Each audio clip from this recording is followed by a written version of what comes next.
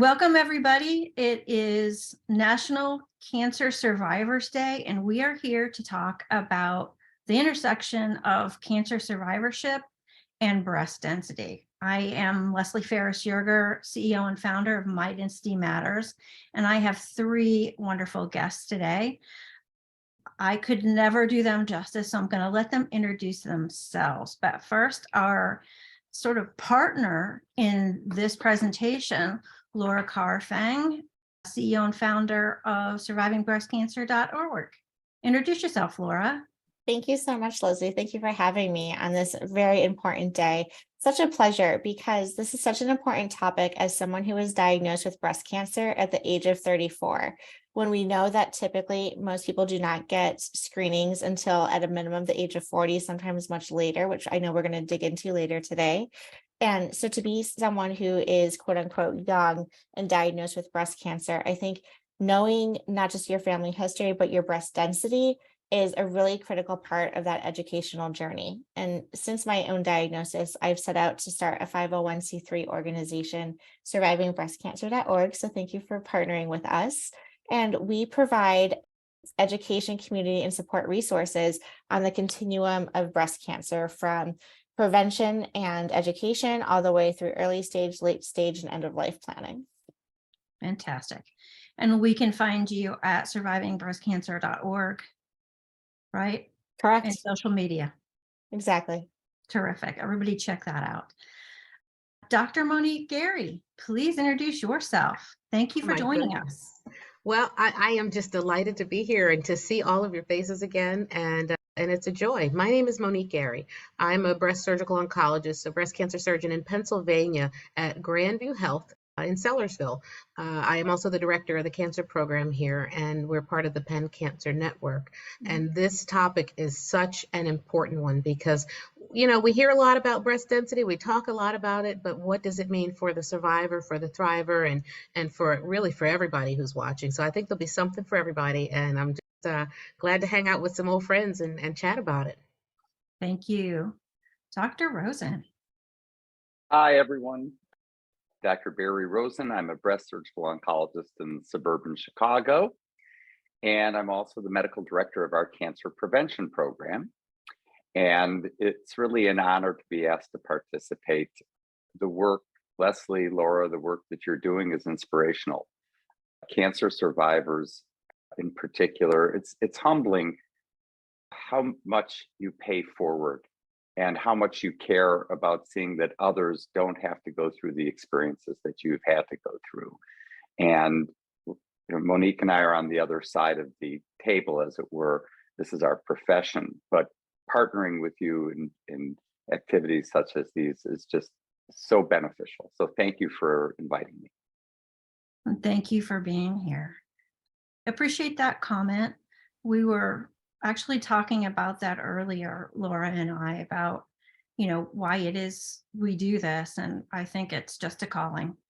You know, I think I couldn't not do it. And I think Laura probably feels the same way. So here we are trying to pay it forward and share what we know and what you know with people who need to know it.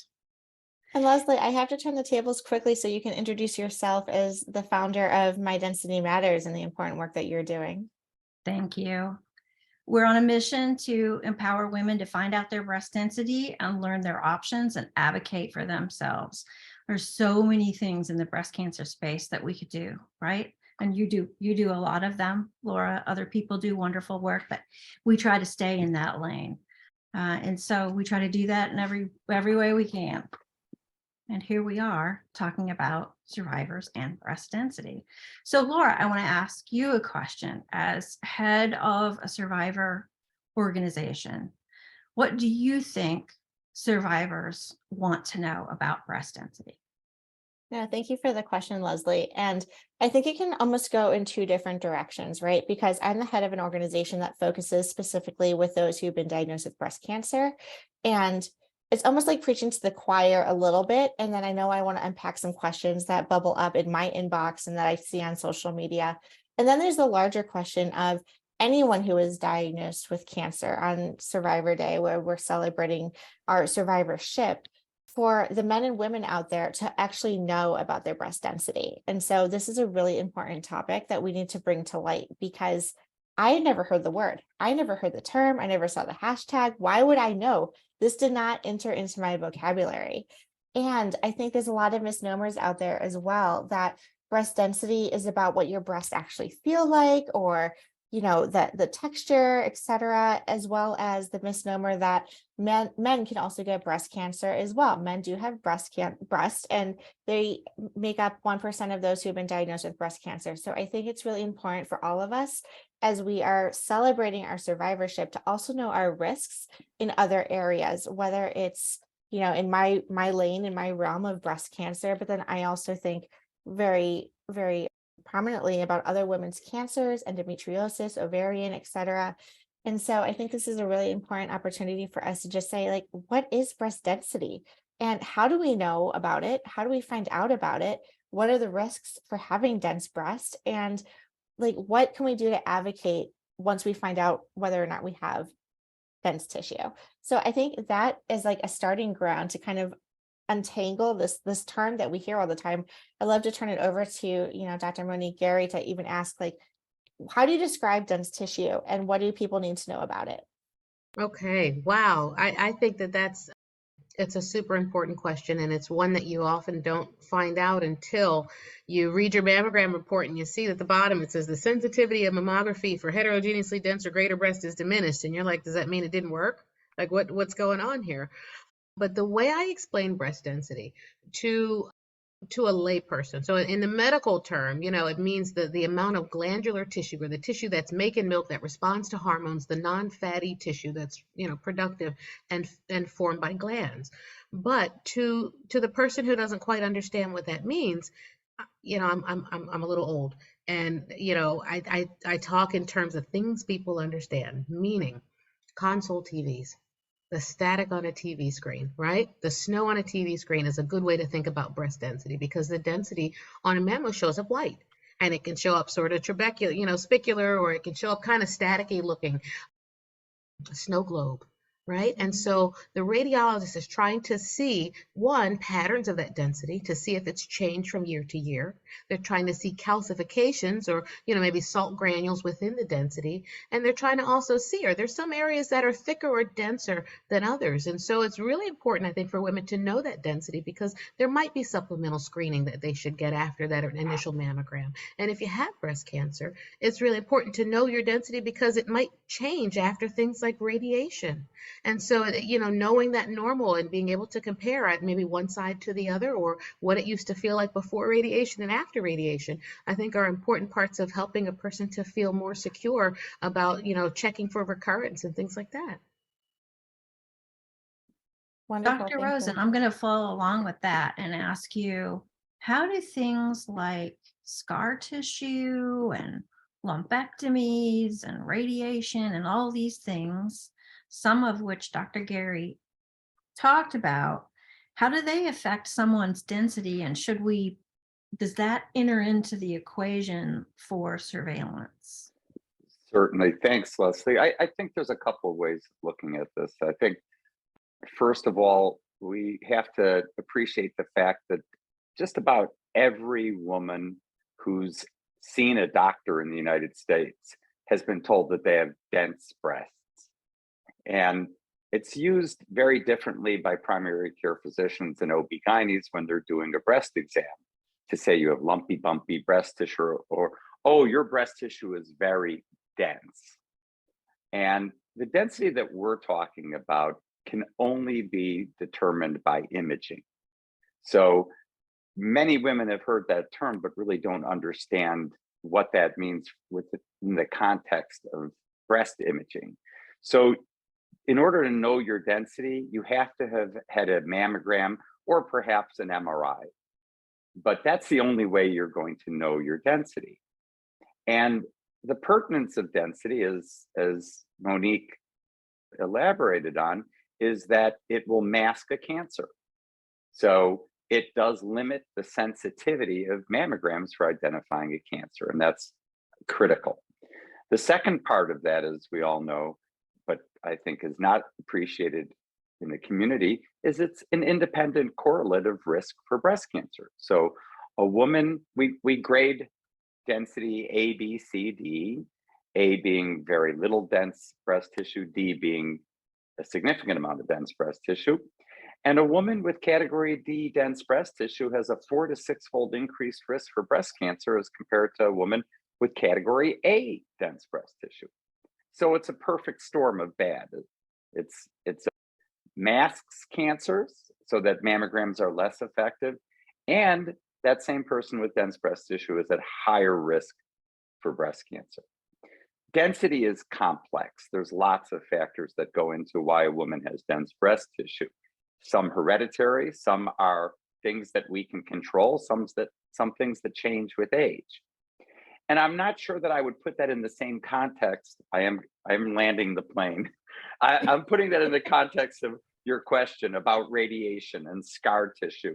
And I'm not going to put that in the same category as dense breast tissue, but I'm going to put that in the same category as things that make radiologists' lives more difficult. And that's where we're doing mammograms for different reasons. We're doing mammograms to screen for cancer. We're also doing mammograms after lumpectomies because women who've had breast conserving surgery are at an increased risk for cancer recurring in that breast, what we call a local recurrence. And by getting mammograms more frequently early on, we typically do mammograms every 6 months rather than yearly. The whole purpose is to help the radiologists appreciate that the changes that we inevitably caused by operating and by giving radiation therapy make it harder for them to determine if the cancer has come back. So they're cousins of one another, but they're really different. And I think when we're talking density, we're really talking about people who've either never had cancer, breast cancer, or people who've had breast cancer but are at risk for a second unrelated breast cancer. I want to jump in and say density itself gets a bad rep, right? Like it's the villain sometimes in the story. And I think that we have to change the way we look at that. It's a risk factor. It's a tool. It's something to know and be aware of. But the density is what it is, and I think that we need to feel more empowered about that density and not feel either shamed because you have dense breasts or feel in some way anomalous because everybody has some degree of density it's in percentages, but also that density is just is what it is. Monique, yeah. I tell patients, well, first of all, that's really insulting. Your breasts aren't stupid. They're not dense. And what I like to tell women when I'm doing an ultrasound and you see that classic honeycomb pattern, which is what Monique and I see for every 20-year-old woman. And what I tell women is I don't say they're dense. I say, you have the breasts of a 20-year-old woman, which sounds so much nicer. Sure does. But equally obscures my ability to see that cancer on imaging. So yeah. I think that's really, if there's one take-home message from all of this, and I know that I'm preaching to the choir here, is mammograms are great, but mammograms are not enough for 40 to 50% of the United States population. It's just not enough. And it really, to me, is amazing when I see someone with category D dense breast tissue, and I'm the first person to have a conversation with them about supplemental imaging. So I think we've made, thanks to Laura and Leslie, I think through the two of you and others like you, I think the past 5 years have really significantly increased the knowledge base, but we've probably gone from 5% awareness to maybe 20% awareness at best. There's still a lot of people who have no idea. Well, and I think part of that, really great points, Dr. Rosen and Dr. Gary, is yes, okay, now that we have the information and we know what density is, how do we advocate for ourselves? And a lot of us too, especially in rural areas or going to different centers that might not have latest technology in order for having more advanced screenings, how do we feel empowered to have those conversations with our doctors and when we go in for our mammograms?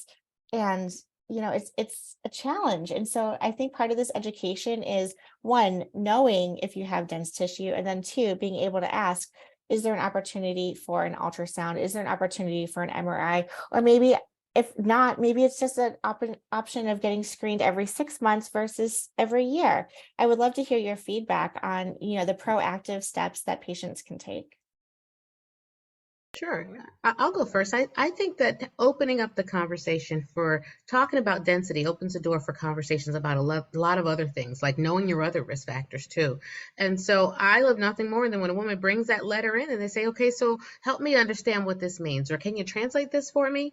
And it's in a way that just feels safe, and it feels like knowledge and empowerment, and it doesn't have to feel quite so scary. But then it gives us a chance to say to that patient, okay, let's go over some of those other risk factors. We've talked about density.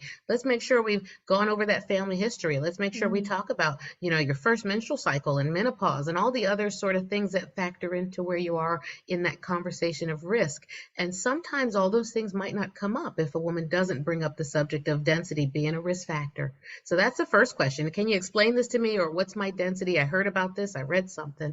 And then the second part of that is, so what should I do for that? Is there anything I should do differently? And those two questions, I think, can really empower someone, and you can walk out of that office feeling like you have a plan that's more specific to your level of density and your other risk factors. Great point. Yeah, it's really so much more beyond knowing your density. It's really knowing your risk.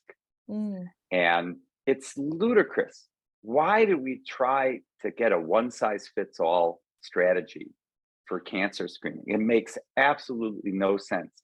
The average size shirt is a size large. Why don't we just buy size large for everyone? Because it'll fit everyone the same. That's what we're trying to do with mammograms. And the reality is that we have so much data that allows us to segregate people by their risk. Breast cancer is unique. There's not a lot of cancers that have risk calculators. There's very few. So we have the ability to segregate our patients based upon risk, maybe intaking 3 to 5 minutes of information. Taking that information, what we should be able to do is we should be able to say, some people, as the USPSTF is recommending, some people can get their mammograms every 2 years and they'll be fine. But others won't be fine by getting mammograms every 2 years. And other patients need supplemental imaging. Why can't we have a plan that takes people's risks and modifies their screening based upon that risk? That's what we really are shooting for. That's very interesting. So I have always sort of assumed, and this could not be 100% correct, that anybody who's a cancer survivor, particularly a breast cancer survivor, is automatically at high risk. You're automatically at high risk, but there are also other risk factors too. So is that true? Yeah. Yes. If Okay. you've had breast cancer once, it does put you in a higher risk group for another breast cancer, even with the double mastectomy. Although following a double mastectomy, thankfully, the risk of a second unrelated breast cancer is exceedingly low. But if you've had breast cancer and you've opted for breast conservation, you have a higher risk for a second unrelated breast cancer in your lifetime than the average person. And again, there's other risks to that. Let's just assume Monique and I work full time on getting genetic testing for all of our breast cancer patients. So let's assume that most of our survivors, even though it's not true, but let's assume that at least some of our survivors have had genetic testing. And because that's going to substantially increase your risk of a second unrelated breast cancer if you happen to have a hereditary predisposition to breast cancer. But most of our patients don't, right? 5 to 10% of our breast cancer survivors have a mutation, most don't. So yes, we have to be more vigilant with our survivors about developing a second unrelated breast cancer. We actually have to be vigilant about them developing secondary cancers other than breast cancer. I was just going to say that, Barry. Yeah. Yeah. So our category, I mentioned that I direct our cancer prevention program. And our cancer prevention program consists of two populations of patients, previvors, survivors.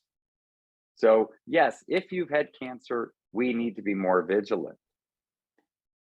But we have to also balance that with other cancer risks. So it's much more than just breast cancer, and it's much more than just density. We're looking at a multitude of risks. We take all of those variables and we put it into a care plan that's unique to you. Call it a personalized care plan, call it a precision plan. But every survivor, every breast cancer survivor needs a precision plan. And thankfully, most of our breast cancer surgeons are also doing surveillance. So hopefully you're seeing someone once a year who's helping you with that plan. And that's really where we can fine tune things. The harder part is the people who have no history of breast cancer, and they're just going by what the guidelines are, or what their primary care doctor tells them, or their OB. And it's so much better to hear that the USPSTF is going to recommend starting mammograms at 40 rather than 50, but it's still nowhere near far enough. I'll piggyback on that and say a couple things. One, when a person gets genetic testing, many times you'll hear patients say, "Oh, I'm negative for the BRCA gene." But there are other genes. So we do a lot of panel testing, and we help to, as Barry said, come up with that personalized plan, not just for your breast cancer risk, not just for risk of recurrence, but for surveillance for other things. When I see a patient, I go down the checklist. Where are we with routine preventive health maintenance? Where are we with colonoscopy? Have we seen a dermatologist? We're checking for melanomas. Are we, because women can have, and anyone who has a primary cancer can have a risk for a secondary cancer, right? And so it's really important, I think, to know what that risk is, not just for breast, but for other cancers, and use that to feel empowered, because after a diagnosis, sometimes you kind of feel like, well, now what? I'm waiting for the other shoe to drop, right? But there's other things to focus on and other ways to address the risk overall, and to focus on overall health and wellness, that I think we really want to spend time and energy and lean into that, so that a person can feel, really empowered. And I think that's what I'll say about that. But really, the preventive task force, everybody's applauding, and I think they should have never moved it to 50, candidly. And I think we all agree, as the societies and the medical consensus, organizations, that come up with guidelines and recommendations, that 40 is where we would like to begin, especially for women at average risk. If you're not at average risk, you're 10 years younger than the youngest person. If you have risk factors, you might get a mammo at 30, you might get an MRI at 25. And so you hear those recommendations, and you really got to understand what that word average risk means. And if you don't know whether you're average risk, you got to go to a high risk program like Barry's or mine. You got to see somebody who can tell you where you are on that risk spectrum. And if you've had breast cancer, well, what is my risk for a secondary cancer, for another breast cancer? Does it change over time? And what's my plan look like now that I know I'm at higher risk? And those are all the questions that women should feel, armed to ask their doctors. Dr. Gary, you bring up so many great points. And one thing I want to highlight too is, with the screenings, it's so important to know your family history. And so many of us actually don't. And I'll say right here, as part of this celebratory day of survivorship, I'm a white woman who did not know my family history. Everyone was like, oh, they're sick or they'll be fine. Everything was like kind of hush hush in my family until I was diagnosed with breast cancer, and things came out of the woodwork. And it was like, I wish that had I known Aunt so-and-so or Uncle so-and-so or so X, Y, and Z had these ailments, I could have brought that up to my primary care. And so I just really want to stress and underline your point that we only are as good as the information that we have.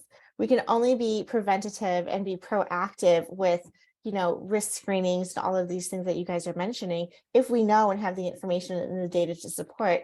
So I encourage people, to ask the uncomfortable questions about family history and not to be ashamed by it. It's empowering, as you mentioned. Laura, if I can elaborate on a question that you had asked earlier, that I think is important to emphasize. What is a woman to do to advocate on their behalf? And the reality is that if they're having a mammogram, they must know their density, A, B, C, D at the very least, right? So we need to empower our patients to know their density. And if a woman feels that they're at elevated risk for breast cancer, and the doctor who ordered that mammogram is reluctant or refuses to order supplemental imaging if their breast tissue is dense, then I would advocate that every hospital in the United States provides breast cancer surgical treatment. They have breast cancer surgeons. Find a breast cancer surgeon in your community. See your breast cancer surgeon if you perceive yourself to be at elevated risk. That's the best thing to do if your primary care doctor is reluctant or hesitant to order that test. That's a great piece of advice, because that does happen a lot. Anecdotally, I can say, with just all the women that I wind up talking to all the time, is that we do all this work about empowering women to find out their breast density and learn their options and advocate for themselves. And then, boom, they go do that and they hit a wall. It's frustrating for all of us. And I'll be honest with you, we need to do a better job educating physicians. Yeah. It's not just the public. It's not just the public. And on Wednesday, I'm invited to my hospital's OB/GYN department to talk about this, because you have to keep talking about this, because it's so confusing, because there's no one guideline. There's it's the wild, wild west out there. So yeah, you who's really on first, right, Barry? It is, yeah. Yeah. So you really have to hammer it home, and you really have to work. The fun part of being a breast surgical oncologist is that we get to work in a team. And I think my most important tool is not in the operating room. My most important tool is communication. And not just communicating to patients, but communicating to our colleagues and working as a team. That's really just as important as talking to patients, because we don't meet the people who are at risk for breast cancer. Unfortunately, most of the people we meet have breast cancer. It's too late. You're right. It's bittersweet. It's terrible when we do genetic testing and we find a mutation in someone, and the first thing that goes through our minds is always, had this person been tested 2 years ago, 5 years ago, this cancer could have been prevented. I mean, that's powerful. So, we have to move everything upstream. We have to move it, if not to the primary care doctors, then direct to the public. And that's exactly what I know I'm preaching to the choir. That's what the two of you are doing so well. Yeah. Keep doing it. Do it more often. and push for what we all want, which are federal laws that dictate what needs to be done, so that it's not on a state by state basis. Yeah, that's where the change is made.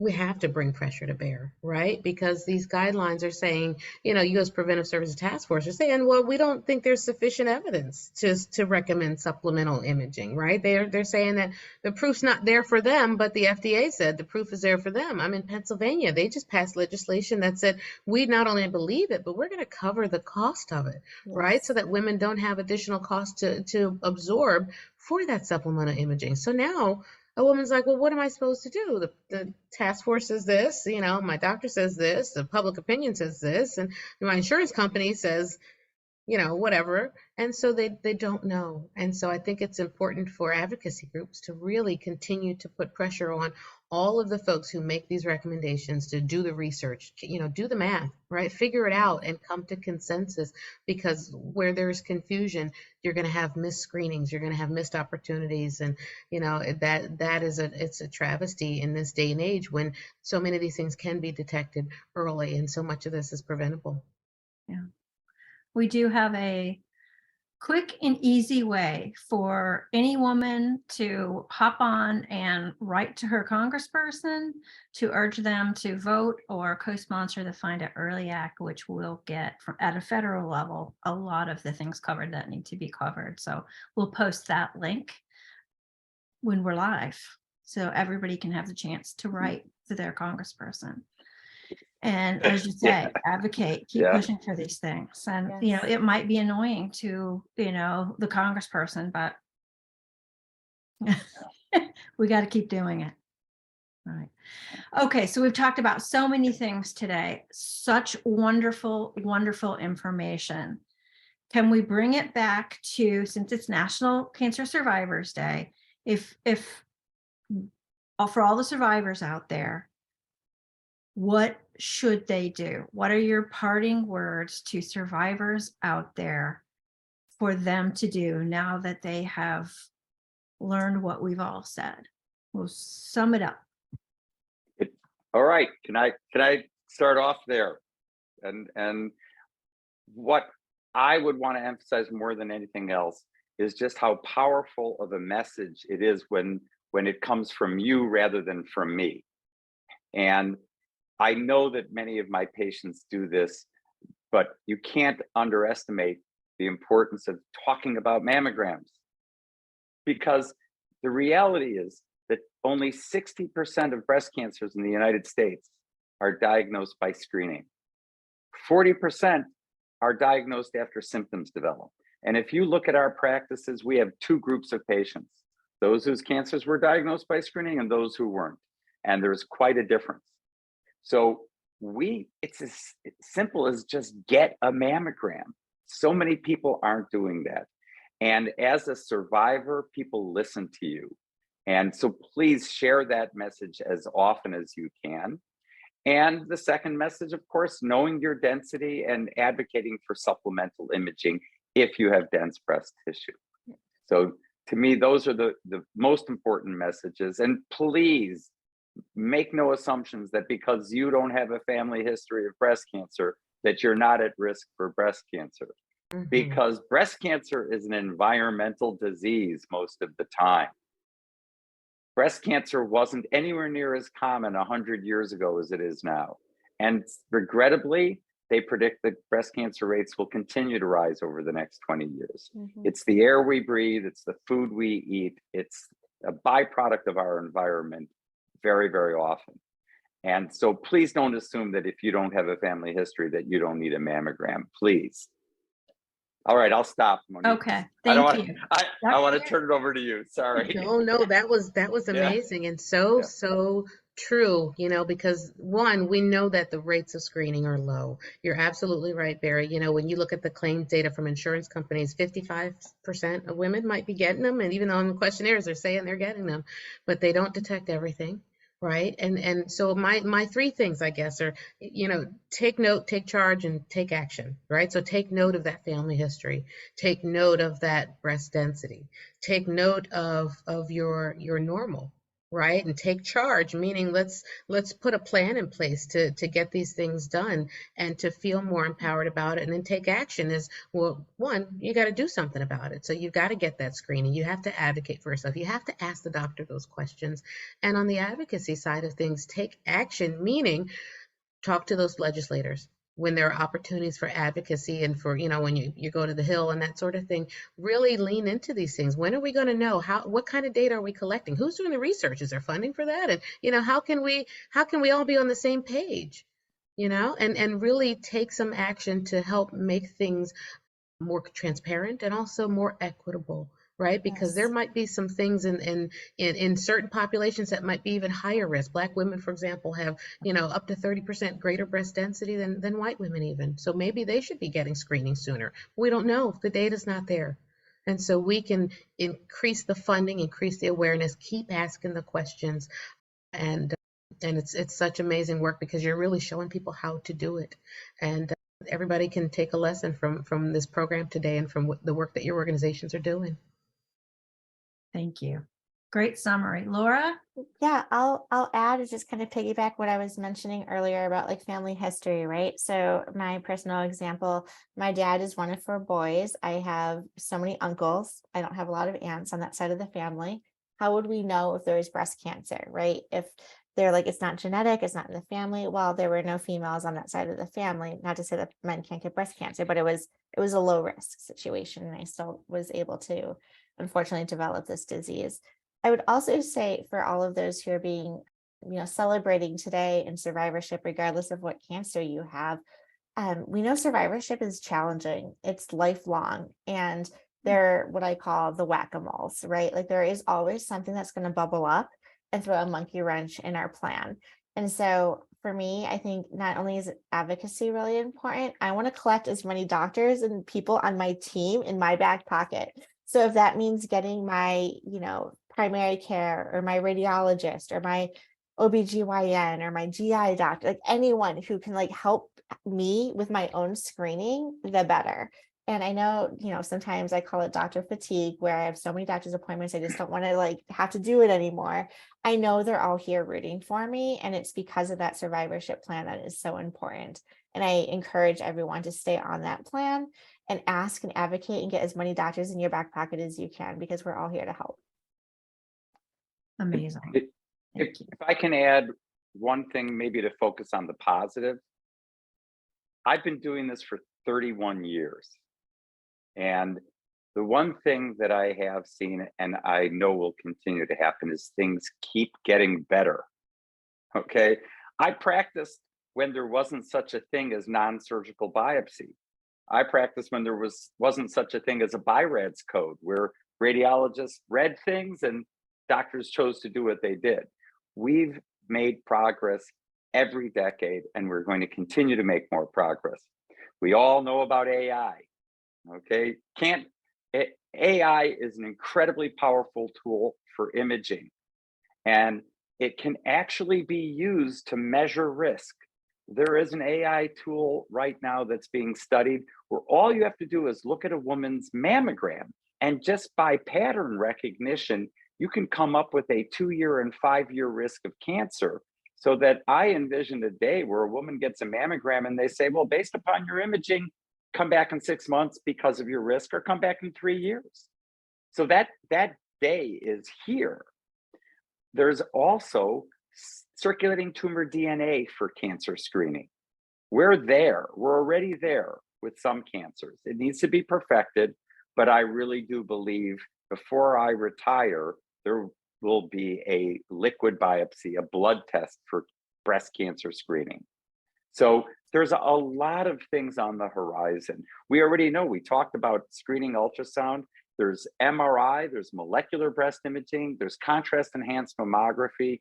There's all these other ways of getting past dense breast tissue. Right. So, the future is bright. We have a lot of tools that we never had. We just need to focus more on prevention, which is a completely different conversation. But maybe we can have another conversation about that sometime. We got to do it. That would be Yes. great. A good follow-up for sure. Yeah. Absolutely. Well, Yeah, happy yeah. Survivors Thank you for talking about the upside of all of this, because we can get down, mammograms and lower sensitivity because of density and blah blah blah. It's all bad, right? But there are so many good things that are happening. And the liquid biopsy really excites me because I was diagnosed with lobular, and all these things we talked about with mammograms not being able to find it is particularly true of lobular. So exciting in that regard. There are some new and It's- emerging technologies, though, that are really getting better at detecting that type of density too. Things like elastography. Okay. Whether it's so we're getting there. I think Barry really hit the head on the nail with that. Awesome. I think one other thing that this is Survivors Day. We're talking to survivors and breast cancer survivors. There is a liquid biopsy for surveillance that has been approved by Medicare. And the issue is that we actually have a good test. We have many good tests to do surveillance in the breast. What do we do in the body? Wow. How do we know if the cancer has come back or not? And regrettably, the standard of care has always been medical oncologists just simply asking how you're feeling, because tests like CAT scans and bone scans and PET scans, we haven't been doing them because we won't find it any sooner than just symptom-based surveillance. But now there's circulating tumor DNA testing. There's one company that has it on the market, and at least one more that'll be on the market later this year. Ask your medical oncologist or breast cancer surgeon about systemic surveillance with circulating tumor DNA testing. It's a great option. Mhm. Very good. Thank you for that. Exciting stuff. I like taking Okay, notes. it's time to wrap it up. Parting words, anybody? Or did we do that already? We did that already. Awesome. Dr. Gary, repeat those 3 things that you said. It was take Take note, note. Take note. Take charge. Take action. take And action. take hope. I'm adding a 4th one for Barry. I love Right? it. There it is. Number 4 Love is, it. is take hope, you know, and that's the Wonderful. takeaway for today for our survivors. Take hope, because so much of the cancer experience can feel hopeless, you know, but there is so Absolutely. much hope. So I love it. And I'm just really, again, grateful to be here. And folks can follow me on social media on all outlets. I'm Dr. Monique Gary on all social media, and you know, doing shows Wednesday night on blackdoctor.org. The doctor is in. You can catch me doing some lives occasionally, and just hanging out with the cool kids here with all of you. So We will post links for everybody's social and all that, so everybody can have access to you wonderful people. Happy National Cancer Survivors Day, everybody, and thank you so much for joining us.